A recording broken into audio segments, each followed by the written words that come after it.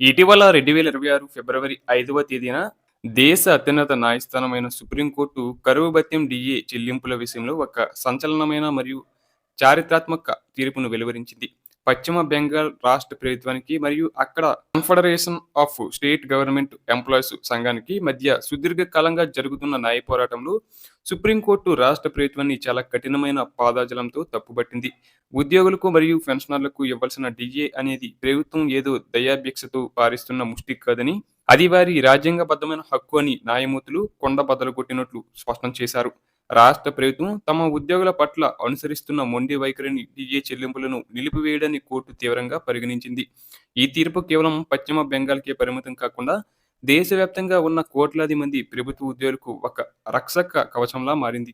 ఇక ఈ కీలకమైన సుప్రీంకోర్టు తీర్పును ఆధారంగా చేసుకొని forum of retired IPS officers association రంగంలోకి దిగింది.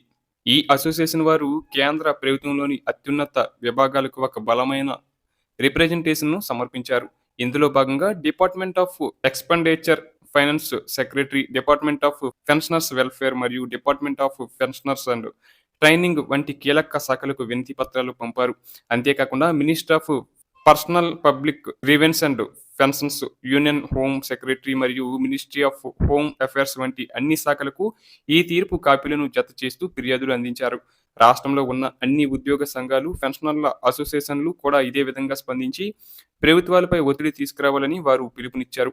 అసలు ఈ వివాదం ఎక్కడ మొదలైందంటే, పశ్చిమ బెంగాల్ ప్రభుత్వం తమ రాష్ట్ర ఉద్యోగుల కోసం 2008 జనవరి 1 నుంచి అమల్లోకి వచ్చేలా 5వ వేతన సంఘాన్ని ఏర్పాటు చేసింది. 2006 నుండి కేంద్ర ప్రభుత్వం తమ ఉద్యోగులకు ఏ విధంగా అయితే డిఏ ఇస్తుందో అదే పద్ధతిని తమ రాష్ట్రంలో కూడా అనుసరిస్తామని అప్పట్లో ప్రభుత్వం ప్రకటించింది. ఈ పే కమిషన్ 2009లో తన నివేదికను సమర్పించింది. దాని ఆధారంగా 2009 ఫిబ్రవరి 23న ప్రభుత్వం అధికారిక ఉత్తర్వులు జారీ చేసింది. Revision of pay and allowances rules 2009 ప్రకారం కేంద్ర ప్రభుత్వ ఉద్యోగుల మాదిరిగానే రాష్ట్ర ఉద్యోగులకు కూడా ప్రతి 6 నెలలకు ఒకసారి డిఏ పెరగాలి. కానీ ప్రభుత్వం మొదట 2008 ఏప్రిల్ 1 నుండి ఇస్తామని చెప్పి ఆ తర్వాత దానిని 2009 డిసెంబర్కు మార్చింది. చివరకు ఆ అరియర్స్ బకాయిలు కూడా చెల్లించకుండా ఎగ్గొట్టడంతో ఉద్యోగులు కోర్టును ఆశ్రయించాల్సి వచ్చింది. ఈ కేసు ట్రిబ్యునల్ మరియు హైకోర్టులకు వెళ్ళినప్పుడు రాష్ట్ర ప్రభుత్వం చాలా విచిత్రమైన వాదనలు వినిపించింది.